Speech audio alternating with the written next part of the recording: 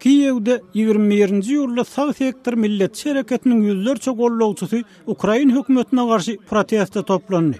Toparyň lideri Dmitry Yarosh mahalla ýüzlenip özleriniň Ukraina rewolýusiýasynyň täze bir sahnasyny belleýänliklerini, özüniň prezident Petro Poroshenkonyň hökümetiniň işden çekilmegini gazanmak üçin referendum geçirilmegi barada kampaniýa gurnajagyny aýtdy. Bu topar Ukrainanyň olarky prezidentini iş başyndan garaklatmakda ul rol oýnady. Emma soňky saýlawlarda 1,8% tesarly. Sag sektor şu aýyň başynda Günbatar Ukrainada howpsuzlyk güýçleri bilen çaknaşdy. Şonu adından 3 adam öldü.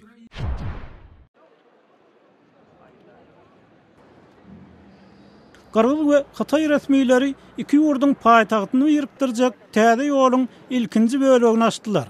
Gargyz prezidenti Almazbek Atambayew we Hatay diplomatlary Barykçy şäherine täze ýoluň açylyş dawrasyna gatnaşdy. Bu täze ýol iki ýurdun paýtagtyny ýyrykdyrjak 540 kilometrlik uly ýoluň ilkinji tapgyrydyr. Onu $38 milyon maýy esasynda Hatay kampaniýasy gurýar.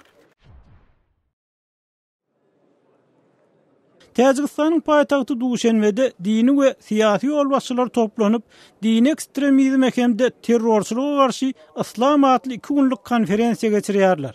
Bu maslahaty ýaş täjikleriň ekstremist toporlara goşulmagynyň öňüne almak maksady bilen täjik hökümeti we halkara jemgyýetçiligi bilelikde gurnady. Täjik resmiýetler Orsiýetde ýaşaýan täjik migrantlaryna Islam döwleti jeňçi toparynyň we dini ekstremistleriň nöker toplama uğruna gurýan pirimleri barada duýduruş berdiler. Siz täzelikler bilen tanyş bolduňyz.